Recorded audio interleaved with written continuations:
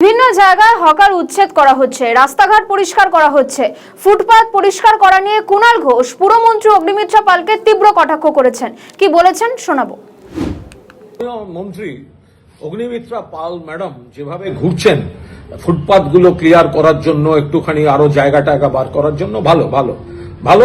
আমাদের যা পরিস্থিতি, অর্থনৈতিক চাপ টাপ থাকে, ফলে একটাই অনুরোধ যে ম্যাডাম আপনি ফুটপাত ক্লিয়ার করছেন, গরিব হকারদের একটুখানি কড়া করে বলে দিচ্ছেন জায়গা সরান, এদিক যান ওদিক যান, এটা ভালো। এমনি রিলের পক্ষেও ভালো, ভিজুয়ালিও ভালো। একটা ব্যাপার আছে, কয়েকটা গরিবের ঘরের কষ্ট হবে, কিছু লোকের হাঁটা চলার কষ্ট হবে, বাট আপনার এটা দেখতে ভালো লাগছে। আমার শুধু একটাই অনুরোধ, গরিব হকারদের আপনি ঠিক যেভাবে আঙুল তুলে বলছেন সরাতে, এবং সঙ্গে পুলিশ নিয়ে, কলকাতা শহরের যে বড় লোক স্কুলগুলো আছে না, একদম অভিজাত, স্কুলটা শুরুর সময় আর স্পেশালি ছুটির সময় আপনি দয়া করে একবার যান পুলিশ নিয়ে।